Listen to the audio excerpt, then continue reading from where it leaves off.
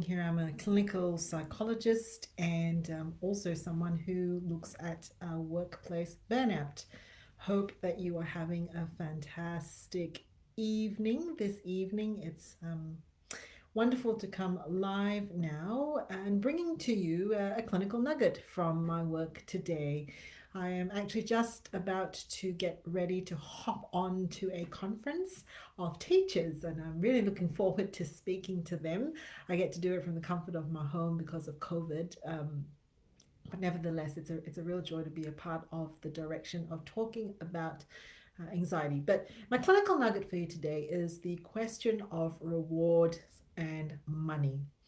So, when we are looking at how do we actually evaluate our relationship with our work, is it breakup time? Is it makeup time? Well, the first thing we need to ask ourselves is, what does reward actually mean for us? The question is, does money motivate us to actually do more work? Well, not always the case. It really just depends on what your values are about money. For some of us, our values for money is to be able to provide for our family.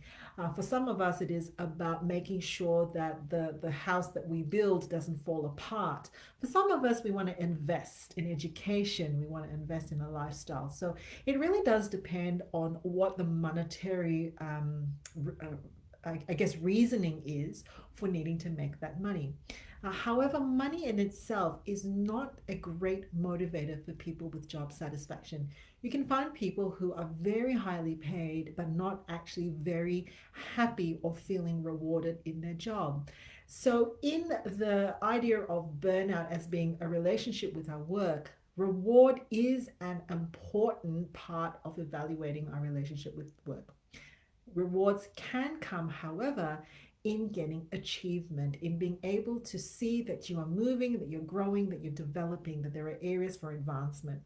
Reward also comes from being able to see that you are appreciated and acknowledged. It can come from getting meaningful work, doing more of the things that you enjoy. It can come from interacting with people. It can come from seeing yourself as being part of a movement or something bigger than just your job. And of course, it can also come in the sense of fairness for what you are paid. Fairness in terms of what your industry expects you to be paid for your years of experience, for the number of hours that you put in.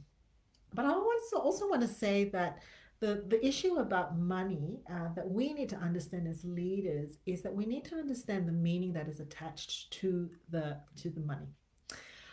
If it's a case where there is a situation where someone's basic needs are being threatened, they need to feel physically safe, to get medical care, to care for their families. If they're having something that psychologically is just at a base level, those needs are not being met because of financial stress, then that's something we need to tune in and listen to.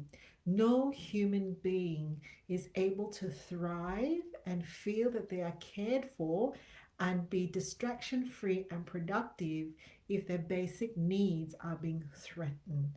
So it's important to understand that money per se is not an evil thing to talk about in the workplace setting, and it is not necessarily the be all and the end all of a rewarding relationship with our work either.